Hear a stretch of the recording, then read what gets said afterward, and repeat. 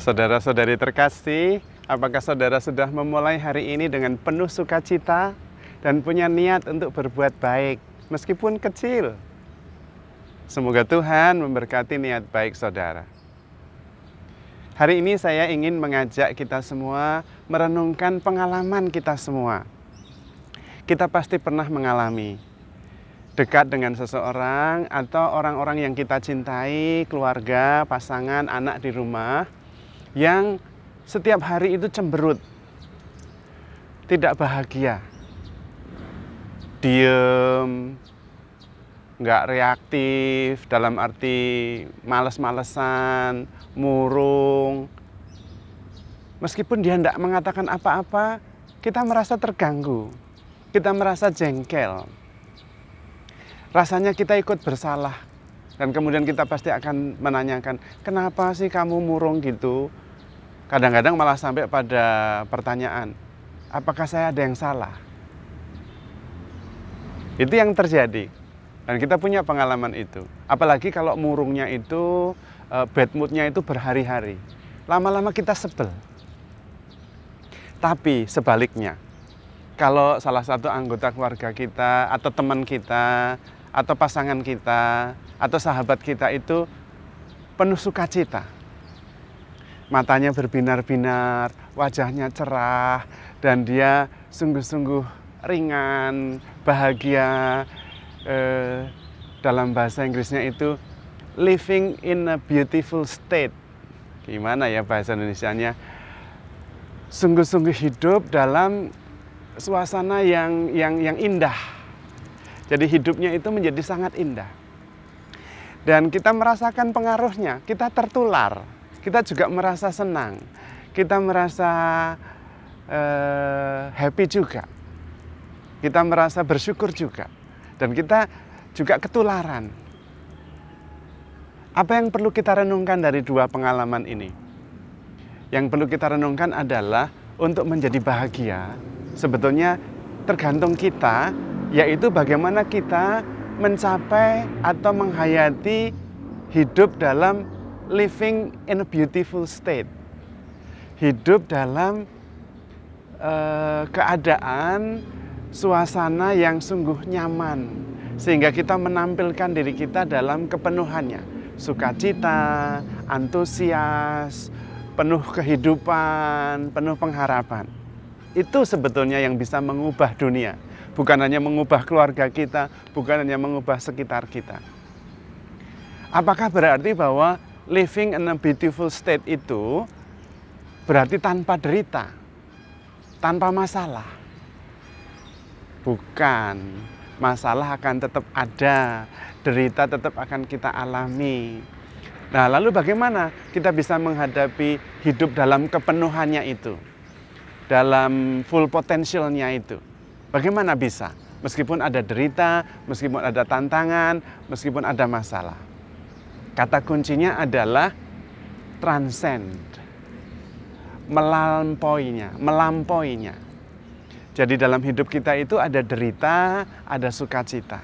Ada merasa kehilangan, ada merasa penuh. Tetapi hidup dalam kepenuhannya adalah hidup yang mampu melampaui kedua-duanya. Bagaimana caranya? Nah, ini yang paling penting.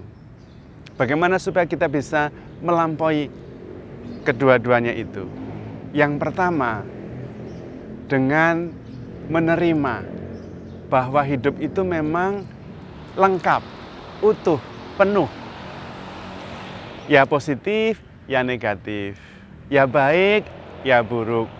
Penuh sukacita, pengharapan, tapi juga ada tantangan, ada derita. Dan kita menerimanya itu tanpa menghakimi. Tetapi kemudian menerimanya. Kita menjadi seperti tempayan atau wadah yang bisa menampung dua-duanya. Saya lebih besar dari sukacita saya, tetapi saya juga lebih besar dari derita saya. Dalam bahasa rohani disebut detachment atau sikap lepas bebas.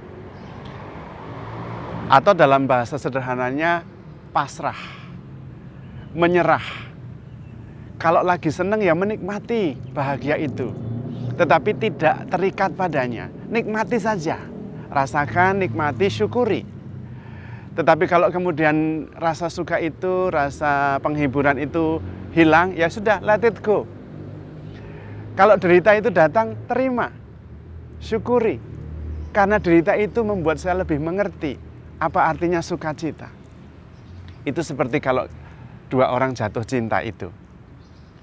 Kalau terpisah jauh, lalu lama tidak ketemu, rasanya kangen. I'm missing you, saya merasa kangen, saya kehilangan. Ada keterpisahan.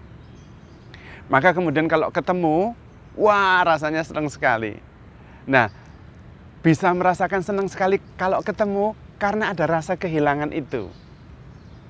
Karena itu dua-duanya diterima. Sehingga rasa kehilangan itu bukan menjadi yang negatif, tetapi menjadi daya yang membuat ketika kita bertemu menjadi sukacitanya lebih sempurna. Daya cinta sebetulnya. Nah, cinta dan rasa kehilangan atau rasa rindu itu jadi satu kesatuan. Kalau kita bisa melampauinya dengan tidak attach, tetapi detach, lepas bebas. Kalau kangen ya dirasakan, dinikmati, supaya ketika ketemu itu rasanya penuh sukacita. Nah, itu maksudnya. Artinya kita tidak menolak salah satu pun. Ada sikap menerima, ada sikap pasrah. Non-judgmental, non-reaktif, non-resistance. Jadi menerima dan pasrah sekaligus juga lepas bebas, tidak melekat. Itulah yang namanya melampaui atau transcend. Dan kalau kita bisa melampaui atau transcendence, kita bisa sebetulnya. Dan ketika kita mencapai tahap itu, maka kemudian kita hidup sepenuhnya. Karena ketika kita tidak melekat, akhirnya yang tidak penting itu hilang dengan sendirinya. Tersinggung, takut diomongin negatif orang lain, itu akhirnya lepas sendiri karena kita tidak terlekat, tidak melekat dalam hal-hal seperti itu. Lalu yang muncul adalah hal-hal yang pokok, yang melampaui dualisme, atau yang melampaui apa yang nampaknya kontradiksi. Sehingga derita tidak ada lagi. Karena derita maupun sukacita kita terima sebagai sepasang yang saling melengkapi, yin dan yang. Dan sebetulnya dalam hidup juga seperti itu. Maka kalau kita bisa seperti itu, kita bisa hidup dalam kepenuhannya, in the beautiful state of life. Dan itulah kebahagiaan. Itulah cara kita mengubah dunia, mengubah pasangan, mengubah keluarga, mengubah lingkungan, mengubah dunia. Yaitu hidup dalam beautiful state itu. Beautiful state of life. Dengan melampauinya. Tidak melekat pada peristiwa baik maupun peristiwa buruk. Kemudian juga tidak menghakimi. Tetapi menerima dan kemudian lebih mengerti. Ketika kita tidak menghakimi, kemudian kita lebih mengerti. Lebih bisa menerima. Kita menjadi wadah yang besar, yang bisa menampung segala-galanya. Dan bisa menyimpan segala perkara di dalam hati kita. Seperti Bunda Maria. Baik ya diterima, tidak baik ya diterima. Kita namanya pasrah. Seperti anak kecil. Seperti ranting. Yang kemudian senang kalau burung itu hinggap. Tetapi senang juga kalau burung itu pergi. Artinya tidak melekat. Dan itu persis kuncinya. Kunci menghapuskan derita. Karena seringkali bahkan yang namanya mencintai, bahkan yang namanya kebaikan hati, kalau kemudian ada sesuatu yang melekat di dalamnya, itu yang membawa derita. Misalnya memberi, murah hati. Seringkali dalam kemurahan hati itu bukan digerakkan karena trust, bukan digerakkan karena percaya, bukan digerakkan oleh belas kasih, tetapi digerakkan oleh needs, oleh kebutuhan. Kebutuhan diterima, kebutuhan dihargai. Maka ketika kita murah hati dan memberi, kemudian tidak mendapatkan balasan, kita jadi kesel, kita jadi jengkel. Nah, di situ ada attachment, kemelekatan, tidak sungguh lepas bebas. Bahkan apa yang seringkali kita duga dengan mencintai. Dan karena itu kita mengalami banyak derita. Sepasang suami istri lalu mengawali kehidupan rumah tangga saling mencintai, bahagia sekali. Tetapi ternyata keliru. Yang mereka pikir saling mencintai itu adalah sebuah teriakan kebutuhan mereka masing-masing untuk diperhatikan, untuk menerima afeksi, untuk menerima kasih. Nah, itu yang kemudian menjadi masalah. Karena kemudian ada kemelekatan, yaitu harapan bahwa saya dengan memperhatikan dan mengasihi, saya seharusnya juga dikasihi dan diperhatikan. Persis itu masalahnya. Ada kemelekatan, kita tidak sungguh lepas bebas.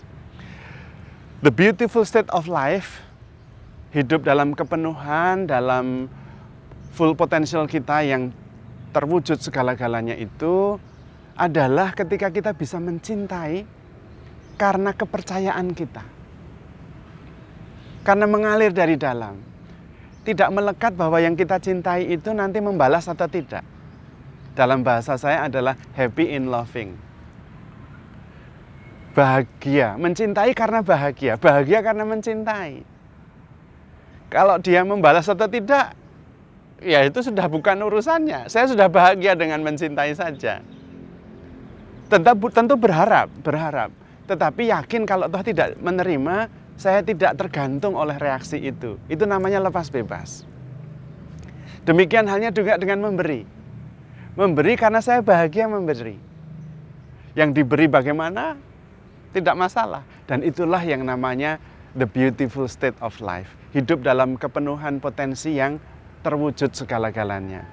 Dan itu membahagiakan baik kita sendiri maupun orang lain. Dan tidak ada egoisme di situ. Yang ada adalah mengasihi tanpa pamrih, memberi tanpa pamrih secara tulus. Dan kemudian bisa melampaui, bisa menerima segala-galanya. Tidak menghakimi ini sebagai buruk, ini sebagai baik, ini jahat, ini murah hati, tidak. Lepas dari penghakiman itu. Karena kita sudah melampauinya, kita bisa menerima yang baik dan yang buruk. Dan di dalam hidup kita seperti itu kok. Kalau kita mengharapkan hidup itu semuanya menarik dan indah dan baik, dan menghindari derita, menghindari tantangan, menghindari sesuatu yang sungguh-sungguh menghalangi, membuat kita tidak bahagia, itu sama seperti saya mau menghirup saja. Karena menghirup itu melegakan. Tapi saya tidak mau melepaskan. Ya nggak bisa. Saya bisa menikmati rasanya lega menghirup. Karena saya bisa melepaskannya. Ya begitu. Sama dengan makan. Saya mau makan enak saja. Tapi tidak saya buang. Sakit saya. Ada yang masuk, ada yang keluar. Ada cinta, ada rindu. Ada kehilangan. Itulah kehidupan. Kuncinya bukan lalu memilih yang satu, tidak lalu menolak yang lain, tidak. Tetapi bisa menjadi wadah yang bisa menampung dua-duanya. Dan itu yang namanya transcendence. Transcendence itu dengan tidak melekat. Tetapi menerima, memahami tanpa menghakimi. Dan kemudian pasrah pada setiap peristiwa yang kita alami. Kalau bahagia ya sudah pasrah, bahagia saja. Tidak perlu ditahan-tahan. Kalau sedih, diterima saja. Ini pun akan berlalu. Dan menjadi bagian yang membuat saya nanti bisa mengalami apa artinya bahagia. Karena sedih. Kalau kangen rindu, lama tidak ketemu, dinikmati. Karena ini yang membantu saya untuk bisa mengungkapkan cinta kalau ketemu nanti. Dua-duanya diterima, bukan dihakimi. Karena itu saudara-saudari terkasih, mari kita belajar transenden, melampaui. Dengan tidak menghakimi, tetapi menerima apa adanya. Dan pasrah, menghayati segala-galanya sepenuh hati. Dengan kesadaran bahwa dua-duanya saling melengkapi. Saya adalah wadah yang besar yang bisa menampung segalanya. Dan karena itu saya bisa menerima segalanya, mengharapkan segala sesuatu, menerima segala sesuatu, percaya segala sesuatu. Itu namanya hidup dalam miracle mindset. Hidup dalam mindset kasih. dan hidup sepenuhnya. Living in the beautiful state of life. Terutama karena kita begitu dicintai oleh Tuhan. Kalau kita hidup sepenuhnya, antusias, penuh sukacita, berbinar-binar, yang hidup dengan kita itu juga senang. Yang mencintai kita juga senang. Tuhan juga senang. Karena Tuhan begitu mencintai kita. Maka handle yourself with care because you are loved. Tuhan memberkati.